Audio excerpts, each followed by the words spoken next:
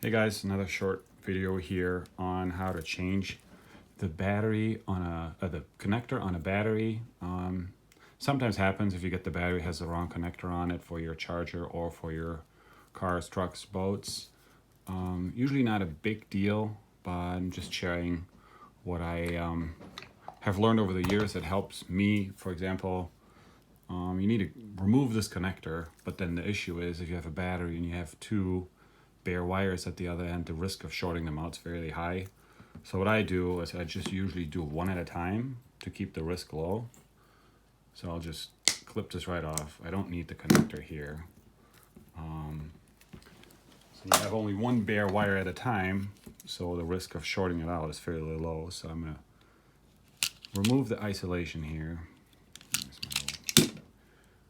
And depending on what kind of connector you're looking to get, you need to have your more or less wire exposed. I'm going to be using an EC5 connector. It's the same style, just a little bit larger. It comes with this blue connector here, and then the pins that you're going to be soldering the battery leads into, and then you push those into the connector. So again, here as a test fit, I don't need a whole lot to be exposed because once soldered, I don't want to have a lot of bare wire here that sticks out of the connector. So I'm going to keep this fairly short on purpose. So little handy desk device here helps me holding things in place. So some might say using a metal vise is bad for soldering because it acts as a heat sink. It may make things harder in getting the connector warmed up enough to be having the solder flow. But it works for me. I don't crimp it all the way, just enough so it doesn't. I don't clamp it all the way, just enough so that it doesn't fall out. And then use a soldering iron, and then as you start with the battery. Tin the battery. I don't know if you can see it here. That'll work. Tin the battery side of it, so we have it all ready to go. Then tin the connector side of it. The reason I do it in that order is because the connector is going to be the bigger heatsink, so I want to have this fairly warm when I try to get the cable in. So I'm generous here with the solder. So this is tinned. Yeah, it might be a little bit cumbersome for some folks to do one at a time, but it's just a safer way to do it for me. And then use your connector here. What you want to know, and if you've done it before, you probably know, you don't want to have any solder run down the outside of this pin, simply because it gets hard, obviously, and then you're going to have a hard time getting the connector into the housing because there's little features on here that actually lock the connector in the housing. So now that I have this still all nice and hot, basically just warm this up all together and then get it in there. Wait a second till it's hard. And then this is our connector number one. I don't know if you can see it. Not perfectly straight, but it'll do the job. So what we have now is a nice connection with not a lot of exposed cable, exposed bare wire. And then the second part of it is connecting the cable pin to the connector housing. What I found can be hard at times. Make sure you use the right side. There's a plus and a minus on either. I don't know if you can see it here.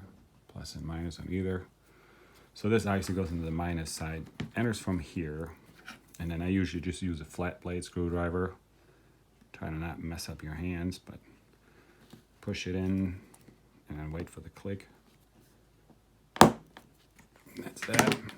And then you have a nice connector. So now do the same thing on the other side. Again, one at a time to avoid the risk of shorting things out. Same steps as before. Take off just a little bit of the insulation here.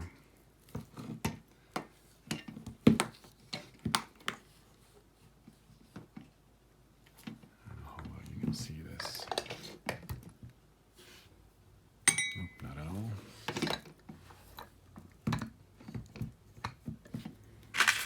Doing a better job preparing myself so you guys to actually see what I'm doing. So that's that. We'll do the same thing here.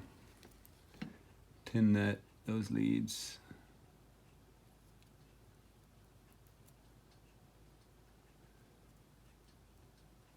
It's nice and saturated. Just makes it a lot easier to get parts together and not fray out later on.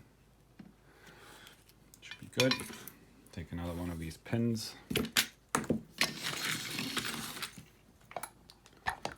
Same as before. Put it in the vise to hold it, not too tight.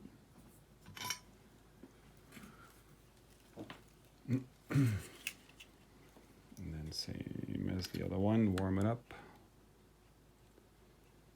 Fill that little cup with tin. Wouldn't do too much. The first side I did was borderline. So if you do too much, it'll overflow and then it'll end up on the outside of the connector. And that's where you don't want it to be. If you want to have a chance of inserting it without problems. Like so. Just hold it until it kind of sets. Right, and then we have a little bit. So this is what this looks like. A little bit overflowed here, but it shouldn't be an issue. Really, what you want to make sure is you don't get anything on this little ramp here, which is the locking feature. Should be okay. So now, obviously, this goes into the plus side of the connector. Insert it from here. I did see different variants of these EC5 connectors that some of them would insert from the other side, but that's it. Nice and neat. No exposed wire leads anywhere. Securely locked in place. And yeah, hope it helped. Good luck. See you next time. Thank you.